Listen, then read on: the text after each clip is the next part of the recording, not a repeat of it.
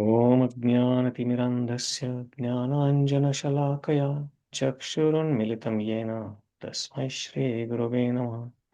हम्म। नमो विष्णुपादाय कृष्णप्रेष्ठाय भूतले श्रीमते भक्तिवेदान्त स्वामिनिति नामिने।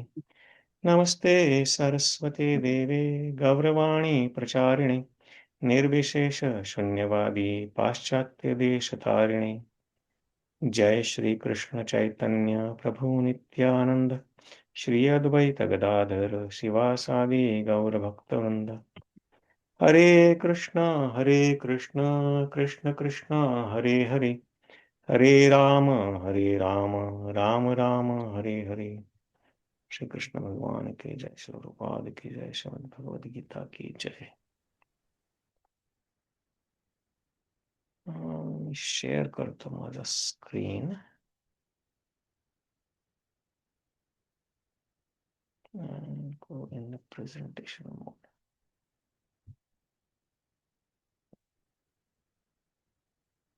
तर आज म्हणजे साधारण 2 आठवड्यापूर्वी आपण सर्वांनी मोक्षदा एकादशी किंवा भगवद्गीता जयंती साजरी केली. भगवद्गीता आपण सर्वजण वाचतो. भारतात तर प्रामुख्याने आपल्याला सगळ्यांना भगवद्गीता काय आहे हे तर माहिती आहे, ऍटलिस्ट नाव तर ऐकलंय. बरेच जणांनी वाचलीये नाही वाचलीये समजलीये हा प्रश्न वेगळा, पण भगवद्गीता आज जगात जवळजवळ सगळ्या देशांमध्ये वाचली जाते आणि प्रभुपादांच्या कृपेने आज तिचा प्रचार, भगवद्गीतेचा प्रचार जगभर सगळीकडे झालाय आणि जवळजवळ 80 भाषांमध्ये त्याचं भाषांतर झालंय. तर त्या भगवद्गीता जयंतीच्या निमित्ताने आज माझा उद्देश होता की भगवद्गीतेतील प्रमुख 5 तत्व काय आहेत ते जाणून घेऊया. सुरू करण्याआधी मी खूप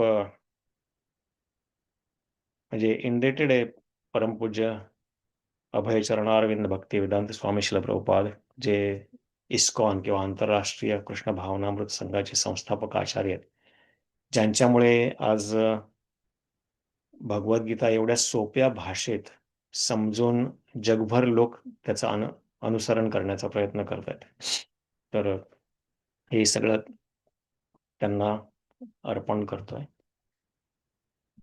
तर भगवद्गीता जाणण्याआधी आपण हिंदू धर्म म्हणजे बऱ्याचदा आपला प्रश्न पडतो की आपला धर्मग्रंथ कुठला. तर त्याआधी आपण हे जाणून घेऊया की हिंदू धर्म म्हणजे काय. तर हिंदू धर्म आपण जो म्हणतो ते नाव ऍक्च्युली धर्माला आपल्याला परदेशी लोकांनी दिलंय. हिंदू हा शब्द जो आहे तो एक भौगोलिक दृष्ट्या जिओग्राफिकल टर्म आहे. म्हणजे पूर्वी जेव्हा 2-3 हजार वर्षापूर्वी जेव्हा आखातील लोकांना आपल्या किंवा साऊथ आफ्रिकन लोक किंवा युरोपातील लोक त्यांना भारताबद्दल माहिती नव्हतं जास्त, तेव्हा तिकडचे लोक सिंधू नदीच्या पलीकडे जे लोक राहतात त्याला हिंदू, तर ते सिंधू स तिथल्या लोकांना म्हणता येत नव्हतं किंवा स ला ते ह सारखा उच्चार करायचा. तर त्यामुळे तिकडे राहणारे सगळे लोक हिंदू असं त्यांची माहिती होती आणि त्याप्रमाणे त्यांनी, आणि तिकडे एक मोठा देश आहे आणि तो खूप श्रीमंत आहे आणि त्याची संस्कृती जी आहे ती खूप उच्च आहे असं त्यांनी माहिती होती. त्याकरता त्यांनी आपल्या देशात त्यासाठी लोक आले सगळे ते. तर त्यामुळे हे जे नाव पडलं आपल्याला ते हिंदू धर्म, हे त्यामुळे नाव पडलं. हिंदू धर्म असा आपल्या वैदिक साहित्यात कुठेही उल्लेख नाहीये. मग आपल्या धर्माचं खरं नाव काय आहे, तर सनातन धर्म, किंवा अगदीच जास्त डिटेल व्यवस्थित म्हणायचं म्हटलं पूर्ण, तर वैदिक सनातन वर्णाश्रम धर्म. कारण आपण सनातन धर्मात वेद किंवा वेदांचं जे ज्ञान आपल्याला पूर्वापार मिळालंय, जे भगवंतांपासून येतात आणि आपले जे जुने ऋषीमुनी आहेत त्यांनी आपल्यापर्यंत पोहोचवण्याचा प्रयत्न केलाय, ते वेदिक ज्ञान त्याचं अनुसरण करून आपण जी वर्णाश्रम व्यवस्था फॉलो करतो. वर्णाश्रम व्यवस्था म्हणजे काय? तर भगवद्गीतेत सांगितल्याप्रमाणे पूर्ण आपल्या समाजाचे 4 विभाग केलेत. ते जन्माप्रमाणे नाही, तर गुण आणि कर्माप्रमाणे. भगवद्गीतेत भगवान श्रीकृष्ण सांगतात 4थ्या अध्यायात, "चातुर्वर्ण्यं मया सृष्टं गुणकर्म विभागशः." गुण आणि कर्माप्रमाणे पूर्ण समाजाचे 4 भाग केलेत. मग कुठले? ब्राह्मण, क्षत्रिय, वैश्य आणि शूद्र. म्हणजे इंटेलिजंट क्लासचे लोक आहेत, जे बौद्धिक लोक आहेत आणि जे समाजाला मार्गदर्शन करू शकतात. अशा गुण असलेले लोक म्हणजे ब्राह्मण. तर त्यांचे कार्य काय? तर षटकर्म. 6 प्रकारचे कर्म आहे. पठन, पाठन, यजन, याजन, दान, प्रतिग्रह. म्हणजे ते अभ्यास करतात वैदिक ग्रंथांचा, आपल्या पौराणिक ग्रंथांचा आणि पठन आणि पाठन ते शिकवतात पण बाकीच्या सगळ्या समाजाला, इतर सगळ्या वर्णांना. यजन, याजन म्हणजे ते स्वतः भगवंतांच्या पूजा अर्चा करतात, पूजेत भाग घेतात आणि इतरांनाही ती पूजा करायला शिकवतात किंवा त्यांच्याकडून ती पूजा करवून घेतात. यजन, याजन आणि दान, प्रतिग्रह. ते दान देतात भगवंतांच्या कार्यासाठी आणि दान घेऊ शकतात. म्हणजे ब्राह्मणाला दान देणं हेच योग्य असं म्हटलंय आपल्या वैदिक सोसायटीमध्ये. आणि ते जे मिळतात ते स्वतःसाठी न वापरता भगवंताच्या सेवेसाठी अर्पण करतात. दान, प्रतिग्रह. तर हे ब्राह्मणाचं 6 कर्म आहेत. आणि आश्रम, मग त्याचे जसं मुलगा जन्माला येतो तेव्हापासून तर मृत्यूपर्यंत 4 वेगवेगळ्या स्टेजेसमधून आपण जातो. तर त्याचे ब्रह्मचर्य, गृहस्थ आश्रम, वानप्रस्थ आश्रम आणि संन्यास आश्रम हे 4 प्रकारचे आश्रम आहेत. आणि ते हळूहळू आपण धर्माच्या उन्नतीसाठी किंवा आपल्या स्वतःच्या आध्यात्मिक उन्नतीसाठी ते फॉलो करतो. तर असं वर्णाश्रम. तर हा वैदिक सनातन वर्णाश्रम धर्म, वेदांना अनुसरून जो धर्म आहे, तो धर्म आहे. तर हिंदू धर्म हे बाहेरच्यांनी दिलंय आपल्याला. पण आता ब्रॉडली त्याला हिंदू म्हणतात सगळीकडे, म्हणून त्याचा उल्लेख इन जनरल आपण हिंदू धर्म किंवा सनातन धर्म म्हणून करूया. मग हे जगात बाकीचे जे धर्म आहेत, एकूण आता बरेच धर्म माहिती आहेत आपल्याला. ते प्रमुख जे धर्म आहेत ते किती जुने आहेत किंवा त्यांचा इतिहास किती आहे? तर इस्लाम साधारण 1400 वर्षापूर्वी अस्तित्वात आला. त्याआधी इस्लाम नावाचा असा काही प्रकार नव्हता. ख्रिश्चन धर्म हा येशू ख्रिस्तानंतर साधारण 2000 वर्षापासून या जगात आहे. म्हणजे जे आपण सध्या ग्रेगोरियन कॅलेंडर वापरतो ते ख्रिश्चनिटीपासून सुरू झालंय. त्यामुळे 2000 वर्ष साधारण ख्रिश्चन धर्माला सुरुवात होऊन झाली आहे. बौद्ध धर्म साधारण 2500 वर्षापासून अस्तित्वात आहे. भगवान कृष्णाने जेव्हा बुद्ध म्हणून अवतार घेतला बिहारमध्ये गया क्षेत्रात आणि त्यांच्यापासून जी बौद्ध धर्माची स्थापना झाली, तर तो साधारण 2500 वर्ष झाले या जगात आहे. भगवद्गीता जी भगवान श्रीकृष्णांनी अर्जुनाला कुरुक्षेत्राच्या युद्धभूमीवर सांगितली, ती साधारण 5000 वर्षापूर्वी सांगितली. आणि 5000 वर्षापूर्वी भगवद्गीतेत सांगताना मग भगवद्गीता 5000 वर्ष जुनी आहे का? एक प्रकारे हो. पण भगवद्गीतेच भगवान श्रीकृष्ण अर्जुनाला 4थ्या अध्यायात सांगतात, की हेच भगवद्गीतेतलं जे ज्ञान आहे, मी तुला आत्ता देतोय, ते कितीतरी लाखो, करोडो वर्षापूर्वी मी सूर्यदेव वेवस्वानला सांगितलं होतं. मग याचा अर्थ ते ज्ञान जे भगवद्गीतेत आपण वाचतोय किंवा जे आता आपल्याला मिळतंय अर्जुनाच्या माध्यमातून, हे खूप हजारो करोडो वर्ष जुनं आहे. पण भगवद्गीता जी अर्जुनाला सांगितली साधारण 5000 वर्षापूर्वी सांगितली. आणि सनातन धर्म जे आपण म्हणतो, तो किती जुना आहे बरं? तर तो सनातन धर्म हा सृष्टीच्या निर्मितीपासून अस्तित्वात आहे. कारण सनातन या शब्दाचाच अर्थ असा आहे, की ज्याचा काही आदी नाही किंवा अंत नाही. मग प्रत्येक धर्माचे कुठले कुठले ग्रंथ असतात. आता ख्रिश्चन धर्म म्हटला की ते म्हणतात की आमचं बायबल आहे किंवा इस्लाम म्हटला की त्यांचं कुराण आहे, हदीत आहे. मग आपल्या सनातन धर्माचे कुठले धर्मग्रंथ आहेत? तर सनातन धर्म इतका वास्ट आहे, इतका अथांग आहे, की त्याला लिमिट नाही आणि तो सर्वांसाठी आहे. म्हणजे सनातन धर्म हा फक्त हिंदूंसाठीचे असा भाग नाही. तो पूर्ण मानव समाजासाठी किंवा सगळ्या जीवांसाठी आहे. आणि त्यासाठी त्यातल्या ज्या ग्रंथांची व्याप्ती आहे ती खूप मोठी आहे.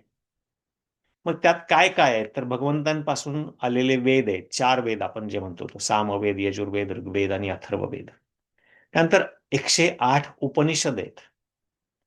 18 पुराण आहेत. त्या 18 पुराण सुद्धा त्यांचे सहा सहा सहा पुराणांचे वेगवेगळे भाग केले. कसे की 6 पुराण हे सतोगुणी वृत्तीच्या लोकांसाठी प्रचलित आहेत. उरलेली 6 रजोगुणी प्रकारच्या लोकांसाठी आणि शेवटची राहिलेली 6 ही साधारण तमोगुणी आहेत. आणि त्यातलं सर्वोच्च पुराण हे भागवत पुराण हे सगळ्या गुणांच्या पलीकडे आहे. त्याला दिव्य पुराण म्हटलंय. वेगवेगळ्या संहिता आहेत, इतिहास आहेत, रामायण आणि महाभारत सारखे आणि बरेच असे खूप ग्रंथ आहेत. तर आपले जे ग्रंथ आहेत मग सनातन धर्माचे खूप वास्ट आहे. म्हणजे कुठेतरी मी ऐकलं होतं की प्रत्येक जण असे चर्चा करतात की अरे आमचं हे धर्मग्रंथ आहे, हा बायबल आहे, आमचं कुराण आहे, तर तुमचा कुठला आहे सनातन धर्माचा? So person can say that welcome to our library. आमचं अख्खं वाचनालय आहे. म्हणजे खूप वास्ट आहे असं. आणि मग भगवद्गीता कुठे आहे तर भगवद्गीता हा महाभारत या इतिहासामधला एक भाग आहे. महाभारतमध्ये भीष्म पर्व मध्ये शांती पर्व म्हणून आहे. तर त्यातले जे 18 अध्याय आहेत ते 18 अध्याय वेगळे भगवद्गीता म्हणून सुद्धा वाचले जातात. पण मुख्य भगवद्गीता हे जे सगळे 18च्या 18 अध्याय आहेत हे महाभारताचा भाग आहेत. एक गीतेलाच गीतोपनिषद असं पण म्हटलं जातं. आणि गीता हे सर्व वेदांचं सार आहे. गीतोपनिषदो गावो दुग्धा गोपालनंदना पार्थो वत्स सुधीर भोक्ता दुग्धम सतम. सो गीता हे असं म्हटलंय की सर्व उपनिषदांचं सारेने भगवान कृष्णांनी जे गोपाल म्हणून सुद्धा प्रसिद्ध आहेत. तर श्री शंकराचार्य त्यांच्या गीता महात्म्यात सांगतात की गीता हे गायीप्रमाणे गायीचं दूध म्हणजे आणि गायीचं दूध जे काढतायत ते भगवान श्रीकृष्ण काढतायत आणि अर्जुन त्याचं पान करतोय आणि इतर साधू लोक साधू वृत्तीचे लोक आहे भक्त आहेत ते सुद्धा त्याचं पान करण्यासाठी उत्सुक आहेत. आणि आता आपण आधी बघितलं की वेदांमध्ये खूप पुस्तकं आहेत. मग एवढा सगळ्यांचा अभ्यास करणं या युगात तर अजिबात शक्य नाही आणि त्याची गरजही नाहीये. केवळ एकच पुस्तक हे भगवद्गीता हे पुरेसं आहे. कारण ते सर्व वेदांचं सार आहे. त्यात सगळ्या वेदांचं क्रीम जे आहे, सार जे आहे, ते भगवद्गीतेमध्ये स्वतः भगवंतांनी सांगितलंय. त्यामुळे तेवढं पुस्तक पुरेसं आहे. तेच फक्त जर एक आपण पुस्तक वाचलं, भगवद्गीता हे पुस्तक वाचलं, कृष्णांचा उपदेश भगवद्गीतेच्या माध्यमातला अर्जुनाच्या माध्यमातून आपल्या सर्वांना जो भगवान कृष्णांनी दिलाय, तो जर आपण समजून घेतला, तर तेवढा पुरेसा आहे. आणि हेच गीता महात्म्याच्या शेवटच्या श्लोकामध्ये शंकराचार्य सुद्धा सांगतात. एकम शास्त्रम देवकी पुत्र एव एको देवो देवकी पुत्र एव एको मंत्रस्तस्य नामानि यानी कर्मापि एकम तस्य देवस्य सेवा. एकच शास्त्र एकच धर्मग्रंथ पुरेसा आहे. कुठला? देवकी पुत्र गीतम. देवकी पुत्र कोण आहे? भगवान श्रीकृष्ण. त्यांचं जे गीत आहे म्हणजे भगवद्गीता हे एक शास्त्र पुरेसं आहे पूर्ण जगासाठी. पूर्ण जगाच्या आध्यात्मिक प्रगतीसाठी तेवढं एक शास्त्र पुरेसं आहे. आणि एकच देव आहे, भगवान एकच आहे. एको देवो देवकी पुत्र एव एको मंत्रस्तस्य नामानि यानी. आणि एकच मंत्र या कलियुगासाठी किंवा कुठल्याही युगासाठी ऍक्च्युली पुरेसा आहे. त्यांच्या नावाचा जप, त्यांच्या नावाचं कीर्तन, त्यांचं नाव. आणि कर्मापि एकम तस्य देवस्य सेवा. आणि एकच कर्म जे आपल्या सगळ्या संसारातून सुटका करेल असं एकच कर्म म्हणजे भगवंताची सेवा. हे पुरेसं आहे. मग असं हे गीता जे आहे ते पूर्ण वेदांचं सार आहे आणि तेवढा एकच ग्रंथ पुरेसा आहे. म्हणून गीता हे गीतोपनिषद हा खूप उत्कृष्ट ग्रंथ मानलाय आणि त्याचा अभ्यास करणं हे प्राथमिक ज्ञान आहे. म्हणजे गीतेचा अभ्यास केल्यानंतर मग गीतेमध्ये सगळी थिअरी म्हटलंय आणि त्याचा प्रॅक्टिकल ऍप्लिकेशन मग पुराणांमध्ये दिलंय, पर्टिक्युलरली श्रीमद भागवत पुराणामध्ये. मग कसे इतर भक्तांनी भगवंतांची सेवा केली किंवा भगवंतांचे आणि भक्तांमधलं कसे संबंध दृढ होते, कुठल्या प्रकारचे वेगवेगळे भक्त आहेत, कुठल्या प्रकारची हे भक्ती कुठल्या कुठल्या कुठल्या प्रकाराने भक्ती करू शकतो, हे सगळं श्रीमद भागवतम मध्ये. पण आज आपण गीतेवर चर्चा करू. सनातन आपण आधी बघितलं, सनातन धर्म याचा अर्थ काय? सनातन याचा अर्थ शब्दशः सनातनचा अर्थ जे इटर्नल आहे, ज्याला आदी नाही किंवा ज्याला अंत नाही, जे सृष्टीच्या उत्पत्तीपासून आहे आणि सृष्टीच्या अंतापर्यंत कायम राहील, त्यानंतरही कायम राहील, असं जे आहे ते सनातन, ज्याला कधीही सुरुवात नाही आणि अंत नाही. आणि धर्म हा खूप सहज वापरला जाणारा शब्द आहे, पण खूप अंडर एस्टिमेटेड किंवा ज्याचा आपल्याला खऱ्या अर्थाने ज्ञान होत नाही असा शब्द आहे. मग धर्म म्हणजे काय? धर्म म्हणजे रिलिजन नव्हे. कारण रिलिजन असं दुर्दैवाने धर्मासाठी इंग्रजीमध्ये किंवा दुसऱ्या भाषांमध्ये काहीही भाषांतर नाहीये किंवा ट्रान्सलेशन असं काही नाहीये. कारण धर्म हा खूप खूप डीप शब्द आहे. धर्माची व्याख्या बरीच याच्यात दिली आहे, की धर्म म्हणजे काय? तर धर्म हे आपलं नैसर्गिक गुण जो आहे, आपला गुणधर्म आपण म्हणतो, एखाद्या वस्तूचा गुणधर्म. आता साखर म्हटली आपण, तर साखरेचा धर्म काय आहे? गोडी.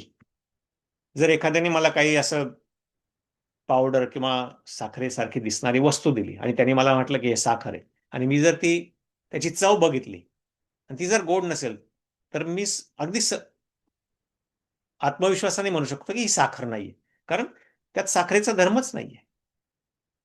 किंवा अग्नी बघितला, मग अग्नीचा गुणधर्म काय आहे? प्रकाश आणि उष्णता, heat and fire, heat and light. जर कुठे अग्नी असेल आणि त्याच्यातून प्रकाश किंवा उष्णता नसेल, तर तो अग्नी नाहीच आहे. त्यामुळे अग्नीचा गुणधर्म किंवा धर्म काय आहे? प्रकाश आणि उष्णता. मग हे त्यांच्यापासून कधीही सेपरेट न करता येणारे जी क्वालिटी आहे किंवा गुण आहे, तो म्हणजे त्याचा धर्म. मग मनुष्याचा धर्म काय आहे? जीवाचा धर्म काय आहे? जीवाचा धर्म आहे सेवा करणं. आपण जर बघितलं की प्रत्येक जीव किंवा प्रत्येक मनुष्य हा दुसऱ्या कोणाची तरी कुठल्या ना कुठल्या प्रकारे सेवा करत असतो, कुठल्याही कारणासाठी असू दे. आपण नोकरीला जातो, नोकरीला आपल्या आपल्या एम्प्लॉयरची सेवा करतो, किंवा घरी नवरा बायको एकमेकाची सेवा करतात, आई वडील मुलांची सेवा करतात, मुलं आई वडिलांची सेवा करतात, आणि समाजाची सेवा करतो, देशाची सेवा करतो. पण कुठल्या ना कुठल्या प्रकारे आपण सेवेमध्ये असतो. आणि जरी एखादा माणूस म्हटला की मी कुठलीच सेवा करत नाही, तर त्यासाठी आपले ग्रंथ सांगतात की तो आपल्या इंद्रियांची सेवा करतो. कारण इंद्रिय आपले जे आहेत ते खूप डिमांड करत असतात काही ना काही. मला हे पाहिजे, मला ते पाहिजे. आणि मग त्याच्या आनंदासाठी मनुष्य काहीतरी कर्म करतो, म्हणजे आपल्या इंद्रियांची सेवा करतो. अशा प्रकारे आपला धर्म, जीवाचा धर्म काय? सेवा करणं. आणि अगदी शुद्ध स्थितीत जीवाचा धर्म आहे भगवंतांची सेवा करणं. जेवेर स्वरूप है नित्य कृष्णदास, असं चैतन्य महाप्रभू चैतन्य चरितामृतमध्ये सांगतात. तर जीवाचा अगदी पूर्ण शुद्धीकरण झाल्यानंतर जर काय धर्म असेल, तर भगवंतांची सेवा करणं. तर तो खरा धर्म आहे. आणि हाच धर्म आपले धर्मग्रंथ शिकवतात. बाकी काहीही नाही. धर्म म्हणजे काय? मग यासाठी कुठलाही धर्म असला तरी जर भगवंतांच्या सेवेत तो मला युक्त करत असेल, तर तो धर्म सर्वश्रेष्ठ. मग काही तो कोणी त्याला ख्रिश्चन म्हणून नाव देव, कोणी त्याला इस्लाम म्हणून नाव देव, कोणी त्याला हिंदू म्हणून नाव देव. कुठलाही धर्म तो सनातन धर्म. मग सनातन धर्म आपला काय? भगवंतांची सेवा करणे हाच सनातन धर्म आहे. आणि त्यासाठी लागणाऱ्या गोष्टी आपण ज्या करायला पाहिजे ते भगवद्गीता शिकवते. भगवद्गीतेच्या सुरुवातीला काय कुठला शब्द आहे? तो धर्मक्षेत्रे कुरुक्षेत्रे समवेता युयुत्सवा. सो इट स्टार्ट्स विथ धर्म. पहिला शब्द भगवद्गीतेचा आहे धर्म. आणि शेवटचा शब्द कुठला आहे? संजय जेव्हा अर्जुन धृतराष्ट्राला सांगतो की मतम मम, की जिथे कृष्ण आहे, जिथे अर्जुन आहे, यत्र योगेश्वर कृष्ण यत्र पार्थो धनुर्धर तत्र शिर विजयी भूतोर हेतुर एतर मतरी मम. हे माझं मत आहे, मम. सो धर्म आणि मम म्हणजे काय होतं, दोन शब्द जर जोडले तर माझा धर्म, धर्म माझा. मग या दोन शब्दांच्या मध्ये जे काही भगवद्गीतेत सामावलंय तो माझा धर्म आहे, अगदी सोप्या भाषेत सांगायचं म्हटलं तर. तर गीता आपल्याला आपला धर्म काय आहे ते शिकवते. आणि धर्म हा मनुष्याला प्राण्यांपासून वेगळं करतो. जो मनुष्य धर्माचं पालन करत नाही तो प्राण्यासारखाच आहे. महाभारतात आणि हितोपनिषदमध्ये एक सुंदर श्लोक आहे. आहार निद्रा भयमैथुनं च सामान्यमेतत् पशुभिर्नराणां धर्मो हि तेषाम एको विशेषो धर्मेन हीन पशुभिः समान. चार गोष्टी: आहार, निद्रा, भय आणि मैथुन. आहार म्हणजे काय? खाणे किंवा साठवणे किंवा एकत्र करणे. निद्रा म्हणजे आराम करणे, शरीराला विश्रांती देणे. भय म्हणजे भीती वाटणे, आणि भीती आपल्याला वाटते त्या म्हणून म्हणून दुसऱ्या जे काही भय उत्पन्न करणाऱ्या गोष्टी आहेत त्याच्यापासून रक्षण करणे, स्वतःचं रक्षण करायचा प्रयत्न करणे, भय. आणि मैथुन म्हणजे प्रजोत्पत्ती करणे. तर ह्या ज्या चार गोष्टी आहेत, आहार, निद्रा, भय, मैथुनम सामान्य मेतत पशुभिर्नराणाम, ह्या मनुष्य आणि प्राण्यांमध्ये समान आहेत. काहीही फरक नाही. मनुष्य जे जे करतो या चार गोष्टी मनुष्य आणि प्राणी सगळे करतात. सगळ्यांना खायला लागतं, कुत्र्या, मांजराला, डुकराला, सगळ्यांना जेवायला लागतं, मनुष्याला पण लागतं. सगळ्यांना आराम लागतो, शरीराला थकलं की विश्रांतीची गरज पडते. प्राण्यांना असू दे, पक्ष्यांना असू दे, मनुष्याला असू दे, सगळ्यांना कुठल्या ना कुठल्या प्रकारचं डिफेन्स मेकॅनिझम भगवंतांनी दिले. सगळ्यांना भय वाटतं कुठल्या तरी गोष्टीचं, आणि त्याच्यापासून रक्षण करण्यासाठी मग कुत्रे भुंकतात किंवा चावतात किंवा प्राणी इतर त्यांचे त्यांचे वेगवेगळ्या प्रकारे हे करतात, किंवा पळायची त्यांना सोय असते, पक्ष्यांना उडून जायची सोय असते. मनुष्य त्याचा बुद्धिमत्ता वापरून पोलीस फौज ठेवतो, इन्शुरन्स काढतो, वेगवेगळ्या प्रकारचे नॅशनल आर्मी तयार करतो. हे कशासाठी आहे? कारण आपल्याला भय आहे कुठल्या तरी गोष्टीचं. आणि मैथुन, सगळे प्राणी पण पिल्लांना जन्म घालतात, पक्षी पण घालतात, मनुष्य पण घालतात. मग या चार गोष्टी प्राण्यांमध्ये आणि मनुष्यामध्ये समान आहेत. पण धर्मो हि तेषाम एको विशेषो. पण धर्म किंवा माझी उत्पत्ती कशासाठी झाली आहे, माझा उद्देश काय आहे जगण्याचा, हे जाणून घेण्याची जी वृत्ती आहे आणि ती सेवा करण्याची जी वृत्ती आहे भगवंतांची, ती जाणून घेण्याची जी वृत्ती आहे, त्याला धर्म म्हटलंय. तर धर्म हे तेषाम एको विशेषो, हा मनुष्यामध्ये विशेष आहे. धर्मेन हिना पशुभी समान. आणि जो धर्माचा जाणून घ्यायचा प्रयत्न करत नाही किंवा धर्माचं पालन करत नाही, त्या मनुष्याला पशु समानच म्हटलंय. असं सनातन धर्म, त्याला सनातन धर्म आहे. हे सगळं यासाठी की हे सगळं समजून घेण्यासाठी आपल्याला हे हे सगळं बॅकग्राऊंड घेऊन आपण गीतेतली 5 तत्व आज समजून घेण्याचा प्रयत्न करू. तर गीतेत 5 मुख्य तत्वांचा उल्लेख आहे किंवा त्यांचा अभ्यास आहे. 5 मुख्य विषय आहेत भगवद्गीतेचे. कुठले? सर्वोच्च तत्व भगवद्गीतेचं आहे ईश्वर किंवा नियंत्रक किंवा भगवान, त्याला आपण गॉड म्हणतो. तो सर्व नियंत्रक आहे. दुसरं आहे, भगवंतांच्या 2 शक्ती आहेत. भौतिक प्रकृती जी अनकॉन्शियस किंवा अचेतन आहे, आणि तिसरं तत्व आहे जीवात्मा.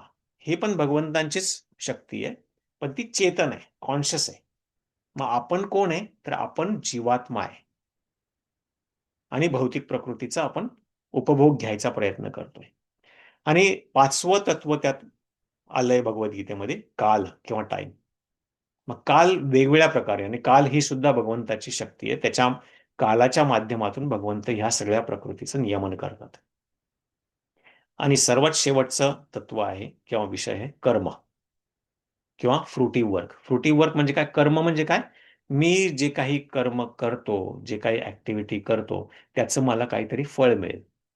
त्याला सकाम कर्म म्हटलंय. कर्म, प्रत्येक जण कर्मात गुंतलेला आहे. कर्म करण्याशिवाय कोणीही अजिबात कधीही थांबू शकत नाही. भगवद्गीतेत 3ऱ्या अध्यायात भगवान स्वतः सांगतात. तर ते कर्म. मग हे जे 5 आहेत, हे 5 भगवद्गीतेचे मुख्य तत्व आहेत किंवा 5 मुख्य विषय आहेत. प्रत्येक आपण थोडक्यात आज बघायचा प्रयत्न करू आणि सर्वात शेवटी हे कसे एकमेकाशी जोडले गेलेत किंवा याचा संबंध काय एकमेकाशी ते जाणून घ्यायचा प्रयत्न करू. आणि या 5 विषयांव्यतिरिक्त एक प्रक्रिया किंवा प्रोसेस दिली आहे भगवंतांनी भगवद्गीतेमध्ये. ती काय आहे ते आज समजून घ्यायचा प्रयत्न करू. परमेश्वर, पहिलं तत्व, सर्वोच्च तत्व भगवद्गीतेत आहे. परमेश्वर किंवा भगवान किंवा ईश्वर, नियंत्रक, जे सर्वांचं नियंत्रण करतात किंवा जो सर्वांचं नियंत्रण करतो. One who is controller of everything or everyone, that is भगवान. मग बऱ्याचदा आपल्याला प्रश्न पडतो की भगवान एक आहे की अनेक आहेत. आपण म्हणतो 33 कोटी देव आहेत. 33 कोटी देव आहेत. मग नक्की कोणाची पूजा करायची किंवा कोणाला काय करायचं, नक्की कोणाची वर्शिप करायची किंवा कोण देव आहे? तर भगवद्गीतेत आणि आपल्या ग्रंथांमध्ये अगदी स्पष्टपणे सांगितलंय, भगवान एकच आहे. आणि हे 33 कोटी जे आहेत, ते त्यांचे अनुयायी आहेत. ते त्यांच्या मार्गदर्शनाखाली, त्यांच्या सेवा म्हणून हे सगळ्या विश्वाचं प्रचलन करतायत किंवा विश्वामध्ये ज्या काही गरजा आहेत, त्यांच्या त्यांच्या प्रत्येकाला दिलेल्या ड्युटी आहेत, त्या करतायत ते. आणि पण सर्वोच्च भगवान एकच आहे आणि ते म्हणजे भगवान कृष्ण आहे. यात बऱ्याच लोकांना कधी-कधी प्रॉब्लेम होतो. कारण काय आहे, आपण लहानपणापासून बऱ्याच देवतांची पूजा करत आलोय आणि भगवद्गीतेत किंवा आपल्या ग्रंथांमध्ये त्यांना देवता म्हणून उल्लेख केलाय. पण भगवान एकच आहे. मग भगवद्गीतेत पण 7व्या अध्यायात भगवान श्रीकृष्ण सांगतात, की "मत्तः परतरं नान्यत् किंचिदस्ति धनंजय, मयि सर्वमिदं प्रोतं सूत्रे मणिगणा इव." 7व्या अध्यायातला 7वा श्लोक. अगदी स्पष्टपणे सांगतात, "मत्तः परतरं न अन्यत्."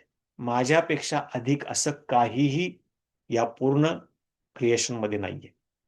माझ्यापेक्षा श्रेष्ठ असं कुणीही नाहीये, काहीही नाहीये.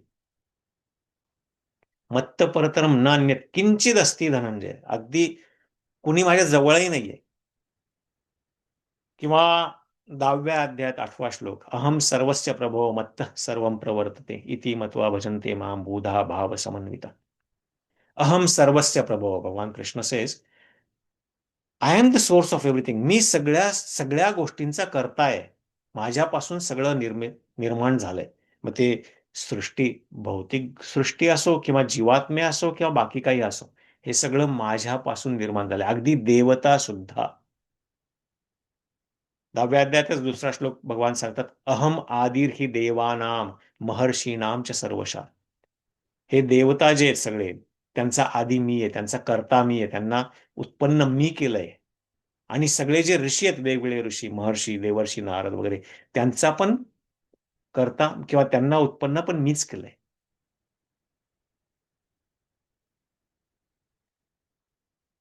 तर अशा बऱ्याच ठिकाणी आहेत किंवा श्रीमद भागवतममध्ये व्यासदेव पहिल्या स्कंदात 3ऱ्या अध्यायात बरेच अ, अवतारांचं विश्लेषण करतात. खूप अवतार सांगतात भगवंतांचे.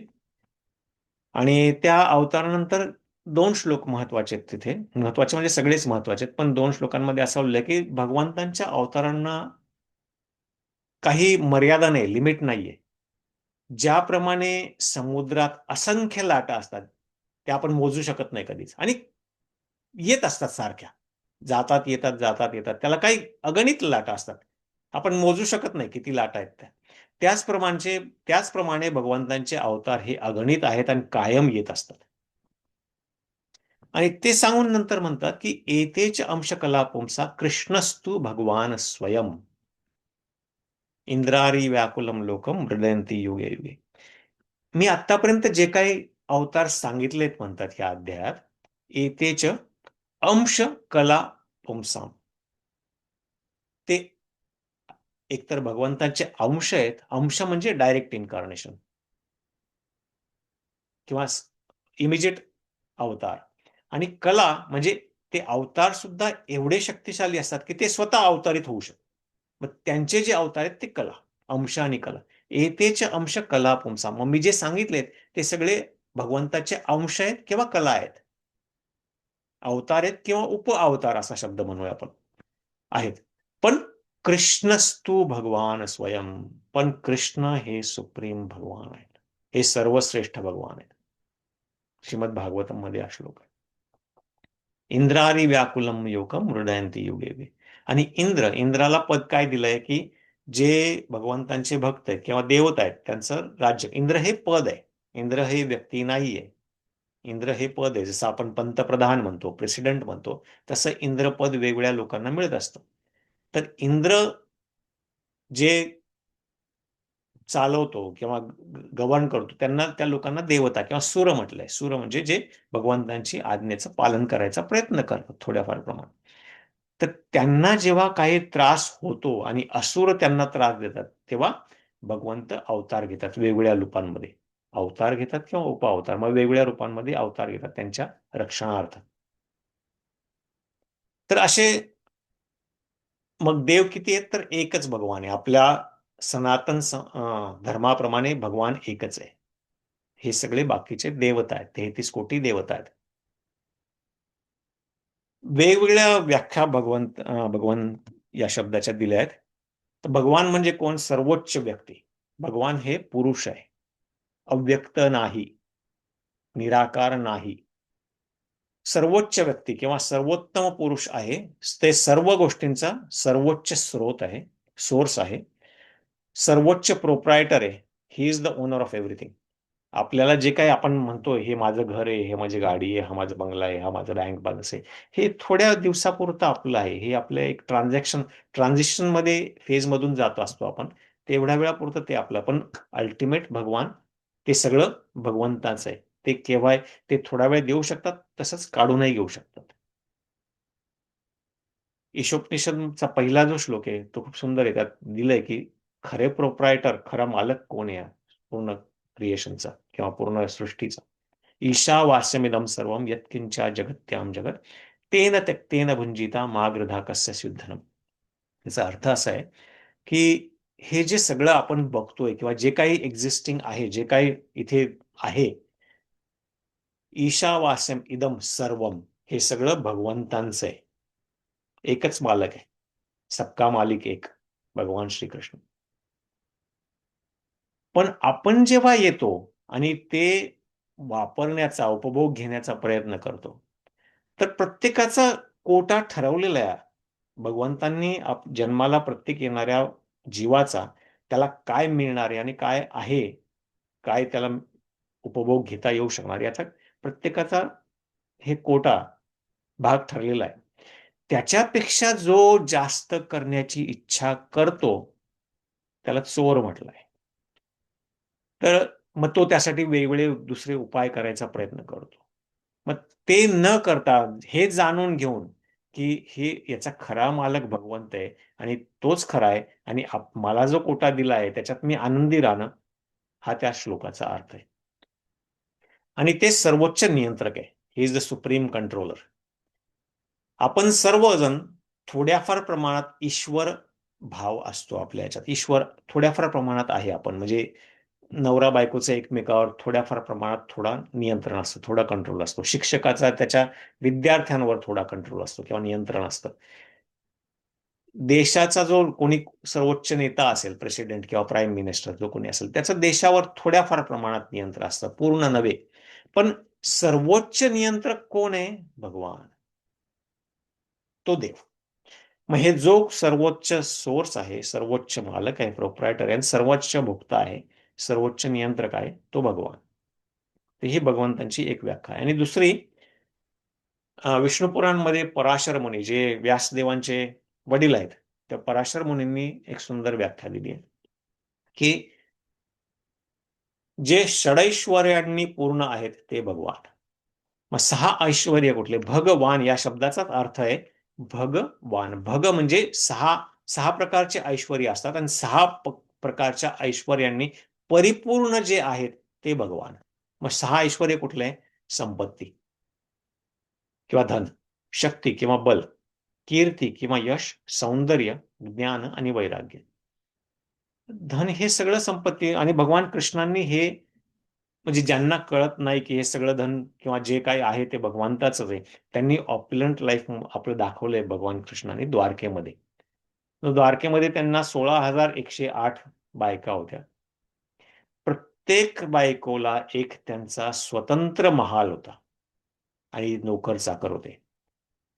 आणि एवढंच नव्हे, तर प्रत्येक बायकोकडे भगवान काही वेगळे एका दिवशी जात नव्हते. त्यांनी स्वतः ही एक्सपांडेड इंटू 16,108 आणि ते प्रत्येक बायकोबरोबर एकाच वेळी राहत होते, सलग. तर ते याच्यापेक्षा धनवान कोण असू शकेल? हे हे जे आहे ऐश्वर्य भाव, तो भगवंतांनी द्वारका लीलेमध्ये दाखवलाय. बलवान, अगदी लहानपणापासून भगवंतांनी इतक्या लीला केल्या आहेत. गोवर्धन उचलून ठेवणं, 7 दिवस 7 रात्र त्यांच्या डाव्या हाताच्या करंगळीवर, किंवा कितीतरी वेगवेगळे राक्षस तिथे येत होते सलग वृंदावनमध्ये. आणि अगदी बाललीला म्हणजे अगदी वयाच्या भौतिक रूपाने वयाच्या काही दिवसांच्या अंतरानेच जेव्हा भगवान कृष्णांचा जन्म झाला किंवा ते अवतरण झाले, त्यानंतर पुतना राक्षसीला मारलं त्यांनी, जी मेल्यावर 12 मैल लांब होती. किंवा अनेक कितीतरी कालियाला मारलं. हे बल, त्यांचं कोणीही त्यामध्ये हात धरू शकत नाही. कीर्ती, एखादा माणूस इथे थोड्या फार प्रमाणात प्रसिद्ध असेल तर आपल्याला वाटतं तो किती कीर्तिवान आहे, किती यशवान आहे. पण भगवंत फक्त ह्याच विश्वात नव्हे, तर सगळे अनेक लाखो करोडो विश्व आहेत, त्या सगळीमध्ये प्रसिद्ध आहेत. आणि त्या विश्वांच्या पलीकडे जे आध्यात्मिक जगत आहे, तिथेही ते त्यांची कीर्ती पसरली आहे. कायम लोक त्यांचे ऋषी देवता असेच सगळे त्यांचं गुणगान कायम गात असतात. आणि सौंदर्य, त्यांच्या सौंदर्याची तुलना कशाशी होऊ शकत नाही. ब्रह्मसंहितेत ब्रह्माजी प्रेयर करतात, कंदर्प कोटी कमनीय विशेष शोभम. कंदर्प म्हणजे मदन. जो मदन सगळ्या जीवांना भूल घालून, मदन इतका सौंदर्यवान म्हटलंय की त्याच्या नुसत्या अस्तित्वाने सगळ्या जीवांना भूल पडते आणि ते एकमेकाच्या प्रेमात पडतात किंवा त्याचा ते घायल होतात. तर तसे कोट्यावधी कंदर्पांचं जर सौंदर्य एकत्र केलं तर कदाचित त्यांची तुलना भगवंतांच्या सौंदर्याबद्दल बरोबर होऊ शकेल. आणि ज्ञान, भगवद्गीतेसारखं ज्ञान हे फक्त भगवानच देऊ शकतात. ते ज्ञानाचा स्रोत आहे तसं बघितलं, त्यामुळे त्यांच्यापेक्षा ज्ञानवान कोणी नाही. आणि एवढे सगळे ऐश्वर असूनही ते कशालाही आसक्त नाहीयेत, कशालाही अटॅच नाहीयेत. त्यामुळे वैराग्य, मग हे सगळ्यांना एकत्र मिळून काय म्हणतात? भग. जसं एखादा माणूस जर खूप श्रीमंत असेल तर आपण त्याला काय म्हणतो? धनवान. वान म्हणजे ज्याच्याकडे खूप धन आहे, किंवा बलवान, किंवा यशवान, किंवा कीर्तिवान, ज्ञानवान. तसं या सगळ्या ऐश्वर्यांनी परिपूर्ण जो आहे तो भगवान. तर अशी ही व्याख्या ही पराशर मुनींनी दिली. मग हे या सगळ्या व्याख्यांमध्ये कोण फिट बसतं? भगवान पुरुषोत्तम श्रीकृष्ण. त्यामुळे कृष्ण, कृष्णस्तु भगवान स्वयं, तो हा भगवद्गीतेचा पहिलं तत्व आहे. दुसरं तत्व, भगवंतांच्या 2 प्रकारच्या एनर्जी असतात. 7व्या अध्यायात भगवान सांगतात की भूमिरापो नलो वायू खम मनो बुद्धिरेवच अहंकार इतियम मे भिन्न प्रकृती. प्रकृती माझ्या सेपरेटेड एनर्जीत कुठल्या आहेत? तर ते भूमीर आप, पृथ्वी, जल, अग्नी, वायू, आकाश, हे पंचतत्व. आणि मन, बुद्धी, अहंकार हे सूक्ष्म. तर ह्या सगळ्या 8 माझ्या भिन्न प्रकृती म्हटलंय. आणि इतर मग असे मिळून सगळे मिळून 24 घटक असे त्या घटकांची मिळून प्रकृती झालेली. हे 13व्या अध्यायात दिलेत. ते 24 घटकांचे मिळून हे जे अचेतन शक्ती आहे, भौतिक प्रकृती, ती भौतिक प्रकृती हे दुसरं तत्व आहे भगवद्गीतेचं. मग त्याचा उल्लेख 7व्या अध्यायात, 13व्या अध्यायात आणि इतर ठिकाणी भगवद्गीतेत आहे. आणि भौतिक प्रकृतीची एक शक्ती आहे, ती 3 गुणांद्वारे सगळ्या जीवांना, जे सगळे जीव या विश्वात आहेत, अगदी देवता धरून सगळे हे भगवंतांच्या 3 गुणांद्वारे नियंत्रित केले आहेत, सत्वगुण, रजगुण आणि तमोगुण. ही भौतिक प्रकृतीचा ते एक नेचर. त्या गुण या शब्दाचा अर्थ दोर असा पण होतो. संस्कृतमध्ये गुण हा शब्द म्हटलाय, त्याचा अर्थ क्वालिटी असा पण आहे, गुण, आणि दोर असा पण होतो. या 3 दोरांच्या द्वारे, हे अदृश्य दोर आहे, त्याच्याने आपण सगळे बांधले गेलेलो आहोत. आणि जसं कठपुतळी वरून कोणीतरी हात हलवतं आणि कठपुतळी त्याच्याप्रमाणे नाचते, तसं आपण सगळे ह्या गुणांद्वारे काम करतोय. त्या गुणांच्या कंट्रोलमुळे आपण सगळे काम करतोय. भगवद्गीतेत सुंदर श्लोक आहे, 3रा अध्यायात 27वा श्लोक. प्रकृते क्रियमाणानि गुणैः कर्माणि सर्वशः अहंकार विमूढात्मा कर्ता अहम इति मन्यते. की हे जे काही कार्य होत आहेत जगात, हे सगळे प्रकृतीच्या गुणांमुळे होत आहेत. प्रकृते क्रियमाणानि गुणैः कर्माणि सर्वशः. सर्वच्या सर्व कार्य हे गुणांच्या मुळे, त्यांच्या नियंत्रणामुळे होतात, प्रकृतीमुळे होतात. प्रकृती करते हे सगळे कार्य. पण अहंकार विमूढ आत्मा, जो मूर्ख माणूस आहे, अहंकारी आहे, करता अहम इति मन्यते, तो काय समजतो, अरे मी केलं, मी काय केलं, हे सगळं शरीर आहे, हे केवळ माझ्या ज्या इच्छा जुन्या आहेत ते भगवंत पूर्ण कर, जशा प्रपोर्शन मध्ये आहेत त्या पूर्ण करायचा प्रयत्न करतात, आणि त्यामुळे ते सगळं कर्म होतंय हे मलाच कळत नाही. त्यामुळे अहंकार विमूढ आत्मा म्हटलंय. मग हे सतोगुण, रजोगुण आणि तमोगुण असे 3 प्रकारचे गुण आहेत. त्यात आपण डिटेल जाणार नाही, त्याच्यावर कदाचित वेगळा सेशन ठेवूया एक. पण अशा 3 गुणांनी सगळेजण बांधले गेलेत, आणि 14व्या, 17व्या आणि 18व्या अध्यायाच्या सुरुवातीच्या भागात या गुणांचं अगदी सुंदर वर्णन केलंय. आणि या गुणांची कायम रस्सीखेच चालू असते. कोणी तमोगुणात थोडा वाचतो, कधी सतोगुणी असतो, पण त्याचा प्रत्येकाचा एक प्रॉमिनंट गुण असतो काहीतरी. मग सतोगुणाची वृत्ती काय असते? सतोगुणामुळे ऊर्ध्वम गच्छन्ति सत्वस्त, सतोगुणामुळे वृद्धी होते. सतोगुण शुद्ध म्हटलाय त्यातल्या त्यात. मग सतोगुणामुळे माणसाचा प्रोग्रेस होतो अध्यात्मिक. रजोगुण, रजोगुण म्हणजे खूप इच्छांचं भांडार. मला हे करायचं, मला ते करायचं, खूप हार्ड वर्किंग आणि प्रयत्नपूर्वक सगळे उपभोग घ्यायचे, रजोगुण. आणि तमोगुण अंधकारमय, आलस्य, आळशीपणा, दुसऱ्यांना त्रास देणे, असे हे जे गुण आहेत या सगळ्यांनी आपण बांधलो गेलोय. हे प्रकृतीचे भाग आहेत. हे प्रकृती हे दुसरं तत्व आहे. तिसरं तत्व काय भगवद्गीतेतलं, तर जीवात्मा किंवा लिव्हिंग एंटिटी. जीवात्मे हे सगळीकडे येतात. तर आपण ज्या आजूबाजूला सगळं बघतोय, हे 2 ह्या गोष्टींनी मिळून बनलंय. प्रकृती, भौतिक प्रकृती आणि जीवात्मे. सगळीकडे आपल्याला जे काय दिसतंय हे ह्या 2 गोष्टींनी बनलंय. याच्या पलीकडे तिसरं काहीही नाहीये. भगवंतांच्या ह्या 2 शक्ती आहेत. पहिली भौतिक शक्ती आणि दुसरी, त्याला सुपिरियर नेचर म्हटलंय. भगवंत 7व्या अध्यायात म्हणतात, अपरेयम स्तु इतस्त्वन्या प्रकृतीम विद्धि मे पराम. आणि काय ते, जीवभूता महाबाहो येदम धारयते जगत. भौतिक प्रकृतीला अपरा किंवा इन्फेरियर, लोअर क्वालिटी अशी म्हटलंय भौतिक, कारण ती अचेतन आहे, ती स्वतःहून काही करू शकत नाही, अनकॉन्शियस आहे. एखादा दगड स्वतःहून हालू शकत नाही किंवा काही करू शकत नाही. त्यामुळे भौतिक प्रकृतीला अपरा प्रकृती म्हटलंय किंवा इन्फेरियर म्हटलंय. पण भगवान सांगतात की ही अपरा प्रकृती सोडून माझी अजून एक प्रकृती आहे परा, जी सुपिरियर आहे. काय? जीवभूताम. मग जीवात्मे सगळे हे हे जीव जे आहेत, जे वेगवेगळ्या शरीरात जन्म घेतात, ते सगळे जीवभूता महाबाहो ययेदम धारयते जगत. आणि ते जीवात्मे ह्या प्रकृतीमध्ये, भौतिक प्रकृतीमध्ये, त्या भौतिक प्रकृतीचा उपभोग घ्यायचा प्रयत्न करतात वेगवेगळ्या माध्यमातून. त्यामुळे ते जीवात्मे आहेत. मग मी कोण आहे? मग मी हे शरीर, शरीर आहे का? हे शरीर तर भौतिक प्रकृतीपासून बनलंय, पंचमहाभूतापासून. या शरीराचे भाग कुठले आहेत? अर्थ, वॉटर, फायर, एअर, इथर, किंवा पृथ्वी, जल, अग्नी, आकाश आणि वायू.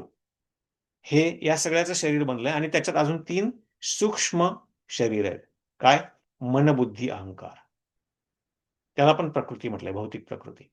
तर याचं हे शरीर बनलंय. मग हे शरीर म्हणजे मी आहे का? नाही. तर मी काय आहे? मी जीवात्मा आहे. मी सुद्धा प्रकृतीच आहे, पण सुपिरियर प्रकृती आहे, जीवात्मा आहे. हे शरीर मिळालंय मला, आणि शरीर एक दिवस घेतलं जाईल माझ्याकडून परत. पण मी म्हणजे हे शरीर नव्हे.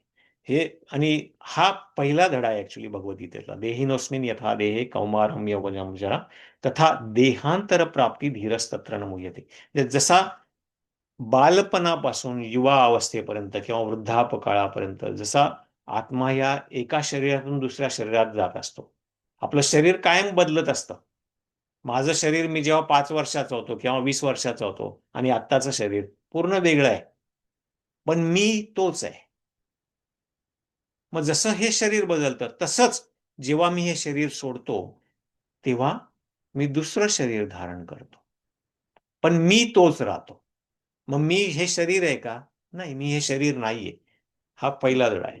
तर हे जीवात्मा आहे आणि हे आत्म्याची प्रमुख वैशिष्ट्ये काय आहेत ही दुसऱ्या अध्यायात सांख्य योगामध्ये खूप व्यवस्थित दिलेत. आपण पटकन बघूया ही. आत्मा हा अजन्म आहे. त्याचा कधी जन्म होत नाही. तो इटर्नल आहे. शाश्वत आहे. अविनाशी आहे. त्याचा कधीही नाश होऊ शकत नाही. त्याचा आकार दिलाय. आकार किती आहे? आपला केशाग्रे शतभागस्य शतधा कल्पितस्य च.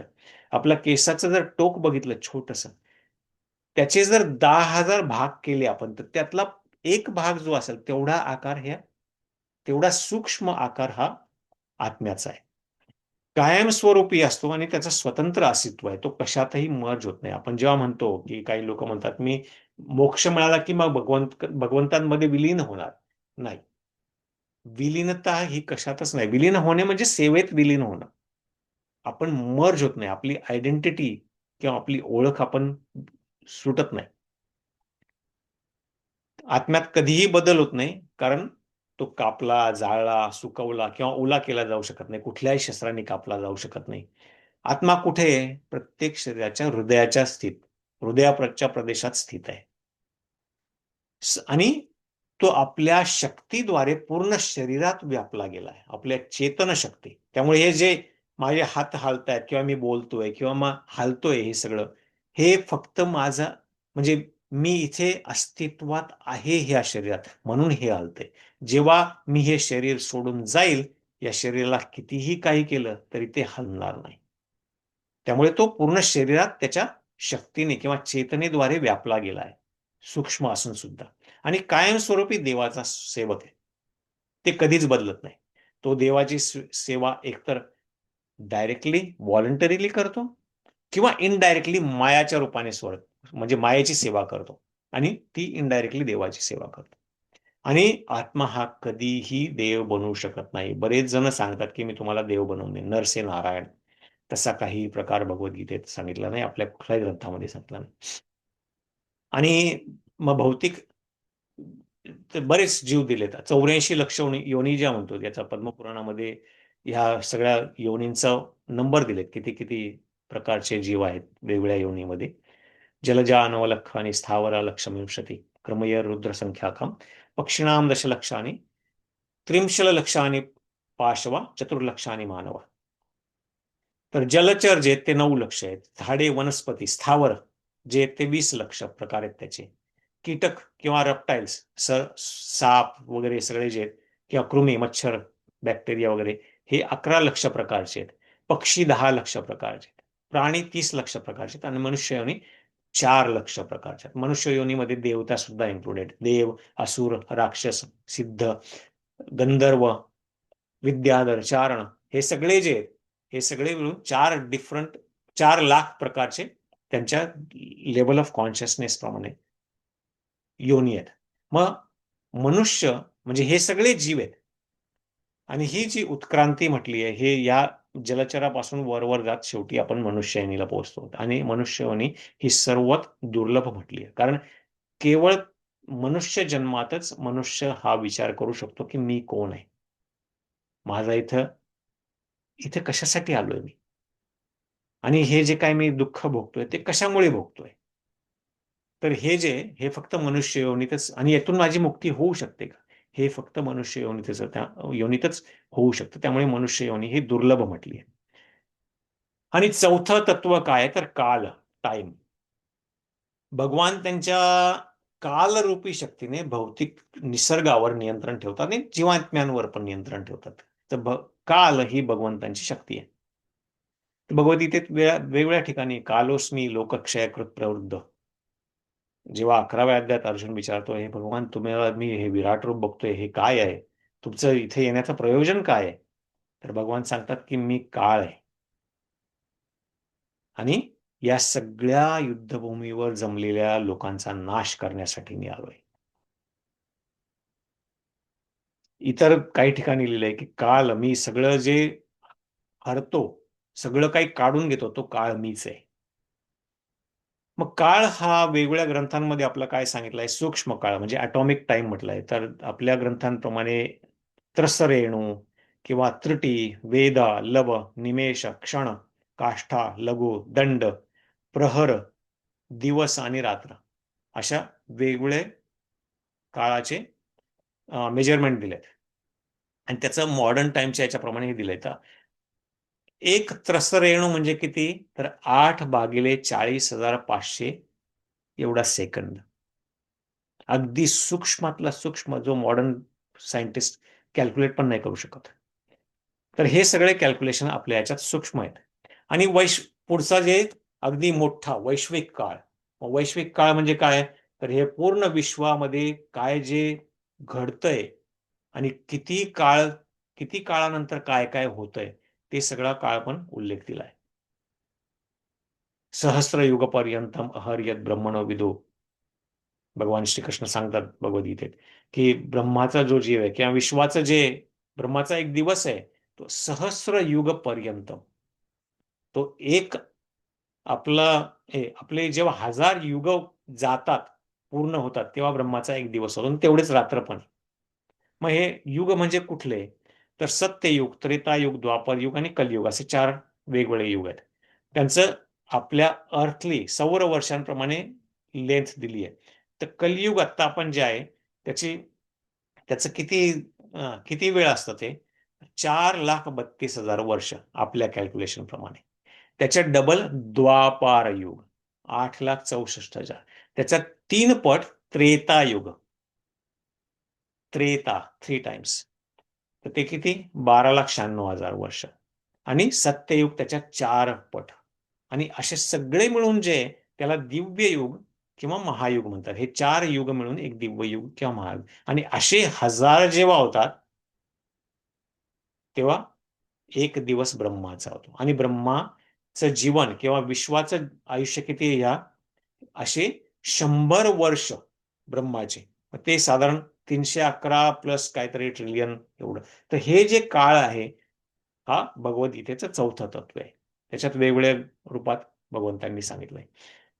आणि हे काळाच्या रूपाने भगवंत नियंत्रण कसं करतात? तर षडविकार. प्रत्येक जीव या जगात जो जन्म घेतो, तो या 6 परिवर्तनातून जातो. षडविकार कुठले? तो जन्माला येतो, त्याची वाढ होते, त्याच्यापासून बाय प्रॉडक्ट पिल्लं, फळं, बिया, झाडांपासून बिया त्याची निर्मिती होते आणि त्यातून पुढची पिढी चालवतात. त्याची निर्मिती होते, पुढच्या जनन क्रिया होते. त्यानंतर काही दिवस स्थिर राहतो. नंतर क्षय होतो त्याचा वृद्धापकाळामुळे किंवा फळं, झाडं सगळ्याचा everything decays here in this material world. क्षय होतो आणि सर्वात शेवटी त्याचा विनाश होतो, मृत्यू. तर या 6 वेगवेगळ्या प्रकारच्या परिवर्तनातून प्रत्येक जीवात्मा या भौतिक जगात जात असतो. आणि या 6 परिवर्तनातून भगवान हे सगळ्यांना इथे काळाच्या माध्यमातून नियंत्रित करीत असतात.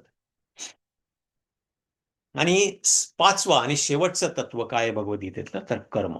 हे आपल्याला आपण ऐकून खूप माहिती आहे आपल्याला. बऱ्याचदा कर्म करो फल की चिंता मत करो. कर्म तर भगवद्गीतेतले जे 5 तत्व आहेत त्यापैकी पहिले 4 आहेत ते शाश्वत आहेत. पण 5वं जे आहे ते अशाश्वत किंवा टेम्पररी आहे.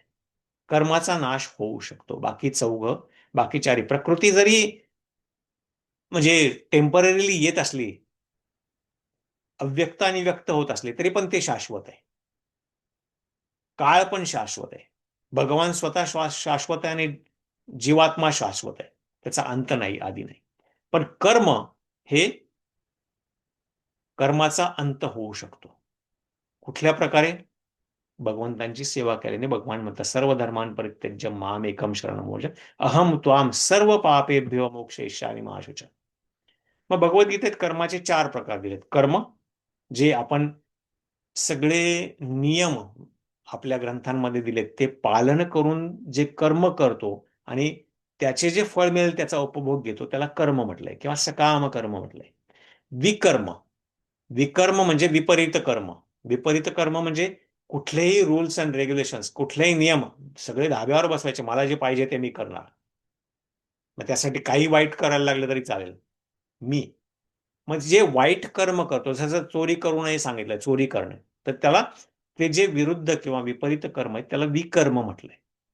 आणि अकर्म म्हणजे स्वतःच्या इंद्रिय तृप्तीसाठी किंवा स्वतःच्या भोगासाठी, स्वतःच्या आनंदासाठी कर्म न करता केवळ माझं कर्तव्य म्हणून आणि भगवंतांची सेवेसाठी कर्म करणं हे अकर्म. असे 3 प्रकारचे कर्म भगवद्गीतेत सांगितलेत.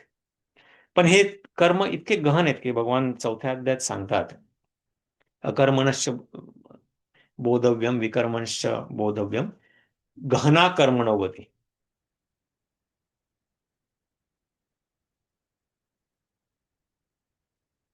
हे 3 कर्म तू जाणून घ्यायचा प्रयत्न कर म्हणतात. कर्म, विकर्म आणि अकर्म. पण हे जाणून घेताना सुद्धा कर्माची गती जी आहे ती खूप गहन आहे, अवघड आहे. कारण ते समजून घेणं आपल्या आवाक्या पलीकडे आहे. कर्माचे खूप परमिटेशन कॉम्बिनेशन असतात, त्याप्रमाणे आपल्याला फळ मिळतं. त्यामुळे असं नाही की मी असं केलं म्हणून असंच होईल. आणि त्यामुळे भगवान सांगतात कर्मण्येव अधिकार असते मा फलेषु कदाचन. कर्म करण्यावर तुझा अधिकार आहे. कर्मणी एव अधिकार असते. मा नाही फलेषु कदाचन. तुझ्या पण त्यातून जे फळ येईल, उत्पन्न होईल, त्याच्यावर तुझा अजिबात अधिकार नाहीये. मा कर्मफल हेतुर्भुर. आणि असं कधीही समजू नकोस की मी जे काही केलंय किंवा जे काही फळ मिळालंय त्याचं कारण मी आहे. मा कर्मफल हेतू, कर्मफलाचा जो हेतू आहे तो केवळ मी नाहीये, मी केलं म्हणून झालंय असं समजू नकोस. आणि माते संगोस्तु अकर्मण. आणि कर्म न करण्याचा पण आसक्त होऊ नकोस. कारण तू या जगात जन्माला आलायस, तुला कर्म करायला लागणार आहे. पिरियड. आणि आपण जे काही करतो त्याचं फळ निश्चित मिळतं. कुणालाही कधीही चुकत नाही. मग त्या कर्मफळांमुळे काय होतं? तर आपल्याला या जीवनात वेगवेगळ्या समस्या किंवा आनंद कधी भोगायला मिळतो असं. मग जीवनातल्या काय समस्या आहेत? खऱ्या 4 समस्या भगवंतांनी 4 दिल्यात. मुख्य 4च समस्या आहेत या जीवनात. बाकी सगळ्या आपल्या मनाने आपण तयार केल्या आहेत किंवा आपण अननेसेसरली उत्पन्न केल्या आहेत. मुख्य 4 समस्या आहेत. जन्म, प्रत्येक जण या जगात जन्माला येतो. प्राणी असू दे, पशु असू दे, मानव असू दे. आणि जन्माला येण्यासाठी आईच्या उदरात ज्या अवघड स्थितीत राहायला लागतं, त्याच्या आईलाही आणि बाळालाही खूप यातना भोगाव्या लागतात. त्यामुळे जन्म हा यातनामय म्हटलाय. जन्म, जो जन्माला आलाय, ज्या दिवशी जन्माला आलाय त्या दिवशीच त्याचा मृत्यू निश्चित आहे. असा कुणीही प्राणी, मनुष्य, पक्षी नाहीये की ज्याचा मृत्यू निश्चित नाहीये. त्यामुळे जन्म, मृत्यू आणि मृत्यू निश्चित आहे हे माहिती असून सुद्धा आपल्याला भीती वाटते. पण त्याचा आपण कधीही विचार करत नाही. तिसरी समस्या आहे जरा किंवा वृद्धत्व. आपण कितीही काहीही केलं, कितीही व्यायाम केला, योगा केला, औषधं घेतली, डॉक्टर पाळले, कितीही काही केलं, तरी वृद्धत्व हे येणार आहे. आपले इंद्रिय हळूहळू काम कमी करणार आहेत. ऐकायला कमी येणार आहे, खायला जमणार नाही, आठवणार नाही, दिसणार नाही, चालायला जमणार नाही. हे सगळ्या गोष्टी होणार आहेत. हे कधीही टळणार नाही. त्यामुळे तो एक प्रॉब्लेम. आणि जो जन्माला आलाय तो वेगवेगळ्या व्याधींमधून जाणार आहे. जन्म, मृत्यू, जरा, व्याधी हे 4 जे हे मुख्य प्रॉब्लेम हे कर्मामुळे आपल्याला भोगायला लागतात. आणि या व्यतिरिक्त आपल्याला 3 प्रकारचे दुःख, भौतिक दुःख किंवा त्रयताप म्हटलंय, ते भोगायला लागतात. आध्यात्मिक म्हणजे जे माझ्यामुळेच उत्पन्न झाले मी भोगतोय. माझं डोकं दुखतंय, मला लागलं काहीतरी, दुखतंय. मग हे मीच क्रिएट केलेले माझे प्रॉब्लेम. मी त्याच्यामुळे दुःख भोगतो. ते त्याला आध्यात्मिक म्हटलंय. जे दुसऱ्या जीवांमुळे मला भोगायला लागतात, ते कुत्रं चावलं, डास चावलेला सुद्धा त्रास होतो. तर हे सगळे जे गोष्टी आहेत, हे त्याला आदिभौतिक दुःख म्हटलंय. जे दुसऱ्या जीवांमुळे आपल्याला भोगायला लागतं. आणि आधी दैविक, म्हणजे माझ्यामुळे नाही, दुसऱ्या जीवांमुळे नाही, पण निसर्गामुळे, दैविक क्रियेमुळे काहीतरी होतंय. सुनामी येते, पूर येतो, पाऊस पडतो, दुष्काळ पडतो, भूकंप होतो, आग लागते. या सगळ्या गोष्टींमुळे आपल्याला दुःख भोगायला लागतं. तर त्याला आदिदैविक यातना किंवा ताप म्हटलंय. तर हे आपल्याला 4 प्रॉब्लेम आणि हे दुःख याच्यातून आपण कायम जात असतो, हे आपल्या कर्मांमुळे. आणि हे सतत वाढत आहे. जसे सतयुगापासून त्रेतायुग, द्वापरयुग, कलियुग आणि इथून पुढे हे वाढत जाणार आहेत. आपण कितीही टेक्नॉलॉजिकली प्रोग्रेस केला, कितीही तंत्रज्ञान वाढवलं, तरी हे ताप वाढत जाणार आहेत, कमी होणार नाहीत.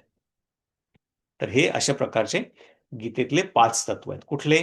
सर्वोच्च तत्व भगवान ईश्वर, दुसरं भौतिक प्रकृती, तिसरं जीवात्मा, तिसरं काळ आणि शेवटचं 5वं कर्म.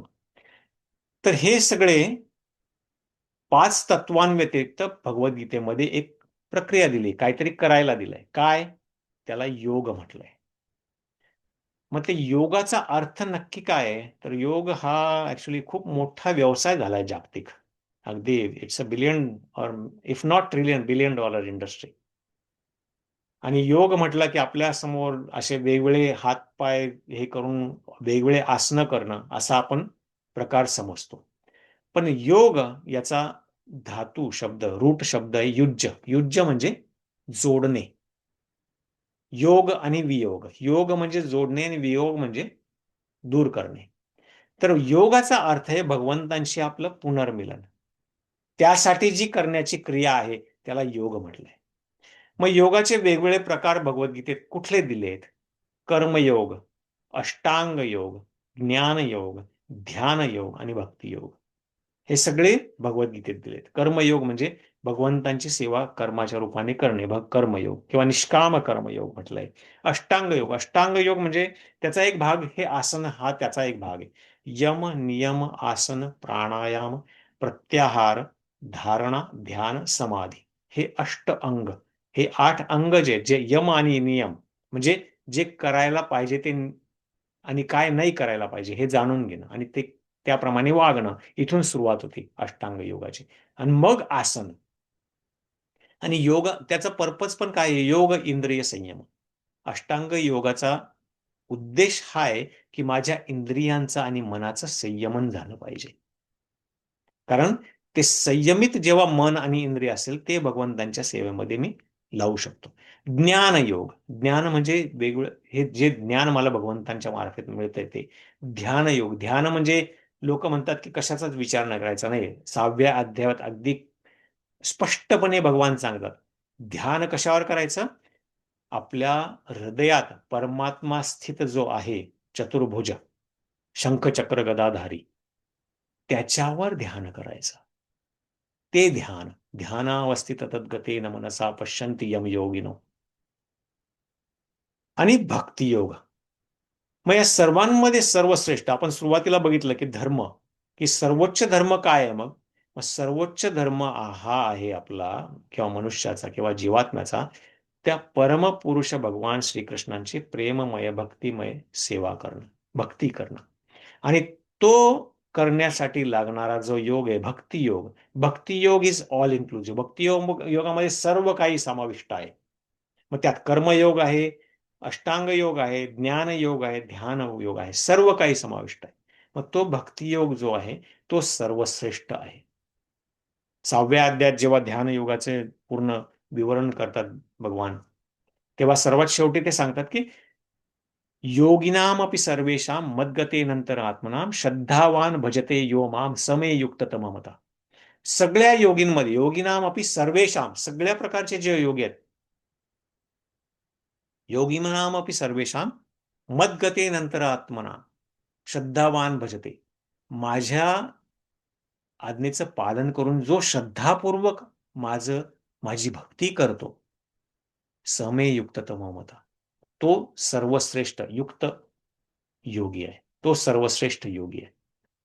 तर हा योग जो प्रकार आहे, ही जी क्रिया आहे, ही 5 तत्व आणि योग ही क्रिया हे भगवंतांनी भगवद्गीतेच्या माध्यमातून दिलंय आपल्याला. मग भक्ती योगाचे वेगवेगळे नवविधा भक्ती म्हटलंय, त्याच्या कुठल्या पद्धती आहेत किंवा भक्ती म्हणजे नक्की काय? कधी कधी म्हणतात भक्ती म्हणजे नुसतं काय करायचंच नाही का? तर भक्ती ऍक्च्युली खूप गोष्टी करायची क्रिया आहे. मग नवविधा भक्ती भागवतम मध्ये दिली आहे. प्रल्हाद महाराज सांगतात तेव्हा श्रवणम कीर्तनम विष्णू स्मरणम पादसेवनम अर्चनम वंदनम दास्यम साख्यम आत्मनिवेदनम. श्रवण भगवंतांच्या लीलांचं आणि त्याच्या उपदेशाचं श्रवण करणं हा सुद्धा भक्तीचा भाग आहे. आणि श्रवण करून गप्प बसणं का? नाही, श्रवण करून ते आत्मसात करून त्याचं कीर्तन करणं, त्याचं सांगणं, त्याची ग्लोरीफाय, ते भगवंतांच्या कीर्तीचं गुणगान गाणं, इतरांना सांगणं, त्याचं स्मरण करणं, कायम भगवंतांचं स्मरण किंवा भगवंतांच्या कामासाठी मला कसं हे करता येईल त्याचं स्मरण करणं. त्यांच्या सेवा करणं. काय सेवा करणं म्हणजे काय? वेगवेगळ्या प्रकारच्या सेवा आहेत. भगवंताचं देवघरात जाऊन त्यांना सगळ्या वेगवेगळ्या स्वच्छता ठेवणं, आपलं घर स्वच्छ ठेवणं आणि घराला मंदिर म्हणून मानून घराची स्वच्छता राखणं, ही सुद्धा त्यांच्या चरण कमलांची सेवा आहे. अर्चनम, पूजा करणं. वंदनम, त्यांना नमस्कार करणं. दास्यम, त्यांच्या आज्ञेचं जे भगवद्गीतेच्या माध्यमातून आपल्याला दिलंय त्याचं पालन करणं. साख्यम, मित्राप्रमाणे त्यांना आपलं जीवाभावाचा मित्र मानून. सुहृदम सर्व भूतानाम, ऍक्च्युली खरा मित्र आपल्याला एकच आहे, भगवान श्रीकृष्ण. भोग 5व्या अध्यायात शेवटी सांगतात, भोक्तारम यज्ञ तपसाम सर्व लोक महेश्वरम सुहृदम सर्व भूतानाम ज्ञात्वा माम शांतिमुच्यते. सुहृद, सुहृद म्हणजे खऱ्या अर्थाने आपला जो हितैषी भक्त आहे, केवळ एकच आहे, भगवान श्रीकृष्ण. तर त्यांच्या मित्राप्रमाणे त्यांची सेवा करणं आणि सर्वात शेवटी सर्वच्या सर्व त्यांना अर्पण करणं. मन, बुद्धी, अहंकार, शरीर, जे काय माझं असेल ते सगळं भगवंत तुला अर्पण आहे. कारण तुझंच आहे रे, मी काय देणार तुला? काय माझं आहे? तर हे जे आहे, हे नवविधा वेगवेगळ्या भक्तीचे भक्ती योग आपण जेव्हा म्हणतो तेव्हा भक्ती म्हणजे काय? तर हे नवविधा भक्ती आहे. तर सर्वात शेवटी सारांश सगळ्या गोष्टीचा गीतेची 5 तत्व, मग त्यांचा संबंध एकमेकाशी कसा आहे? तर सर्वोच्च तत्व आहे ईश्वर. ईश्वराच्या दोन ऊर्जा आहेत, दोन शक्ती आहेत. एक भौतिक प्रकृती जी अचेतन आहे, जड प्रकृती, आणि दुसरं जीवात्मे जी चेतन आहे. हे दोन ईश्वराच्या शक्ती आहेत. ईश्वर हे त्याचा स्रोत आहे. भगवान त्यांचे चौथं तत्व काय? काळ किंवा टाइम. काळाच्या माध्यमातून भौतिक प्रकृतीचं आणि जीवात्म्यांचं पण नियमन करतायत, पण भौतिक प्रकृतीचा कायम ऱ्हास होतो. जीवात्मे शाश्वत आहेत. भौतिक प्रकृती व्यक्त आणि अव्यक्त होत आहे. It's continuously changing. त्या भौतिक प्रकृतीचं ईश्वर नियमन करतायत काळाच्या माध्यमातून. आणि कर्म, जीवात्मे जे ह्या भौतिक जगतात आले आहेत, कर्म करून भौतिक प्रकृतीचा उपभोग घेण्याचा प्रयत्न करतायत आणि त्यामुळे ते बांधले जात आहेत. कर्मबंधन तयार होत आहे. मग त्यामुळे त्यांना वेगवेगळे जीव जन्म घ्यायला लागतात. तर कर्म, जीवात्मे हे भौतिक प्रकृतीचा कर्म करून उपभोग घेण्याचा, एन्जॉय करण्याचा प्रयत्न करत आहेत. तर हे 5 जे आहेत हे भगवद्गीतेचे मुख्य तत्व आहेत. आणि एक प्रक्रिया दिली ती योग. योग म्हणजे काय? तर सध्या या भौतिक प्रकृती जीवात्मे त्यांचा भगवंतांशी जो संबंध आहे त्याचं त्यांना विस्मरण झालंय. तर तो पुन्हा प्रस्थापित करण्याची जी क्रिया आहे त्याला योग म्हटलंय. भगवंतांशी जे पुनर्मिलन होण्यासाठी किंवा त्यांचा माझा संबंध जो आहे, त्यांची सेवा करण्याचा जो माझा मूळ नेचर आहे, तो पुन्हा प्रस्थापित करणं, ती जी प्रक्रिया आहे तो योग. तर असं हे, तर हे जे स्लाइड आहे, हे जे पान आहे, याच्यावर भगवद्गीता पूर्णपणे तुम्हाला कळायला पाहिजे. हा पूर्ण गीतेचा सारांश आहे. भगवद्गीतेची 5 तत्व आणि त्यात दिलेली एक क्रिया, ज्याचा उद्देश हा आहे की भगवंतांशी जो माझा संबंध आहे अनादी, त्याचं मला विस्मरण झालंय, तो पुनर्स्थापित करायची जी प्रक्रिया आहे त्याला योग म्हटलंय. मग ते प्रस्थापित करण्यासाठी कलियुगात आपण काय करू शकतो? तर साधारण 550 वर्षापूर्वी भगवान श्रीकृष्ण हे चैतन्य महाप्रभूंच्या रूपाने प्रकट झाले, नवद्वीप मायापूर कलकत्त्याजवळ. आणि त्यांनी युगधर्म जो कलियुगाचा आहे तो दिला सगळ्यांना. तो काय त्यांनी नवीन शोधून काढला नाही, जुना आहे, आपल्या पुराणांमध्ये सगळीकडे दिलाय. तर तो त्यांनी सांगितला की भगवंतांच्या पवित्र नामाचा सामूहिक संकीर्तन करणं किंवा जप करणं, त्याची त्यांनी स्थापना केली. आणि तो जप कुठला आहे? तर हरे कृष्ण महामंत्र, त्याला महामंत्र म्हटलाय. हरे कृष्ण कृष्ण कृष्ण हरे हरे, हरे राम राम राम हरे हरे. आणि हा काय कोणी शोधून काढलाय का नवीन असा? नाही. उपनिषद आपण जे म्हटले, जे वेदांचा भाग आहे, कलिसंतरण नावाचा उपनिषद आहे. कलिसंतरण त्याचा सरळ अर्थ असा आहे की कलियुगाच्या कल्मशांपासून माझं तरण होणं, तर त्यातून मी बाहेर पडणं.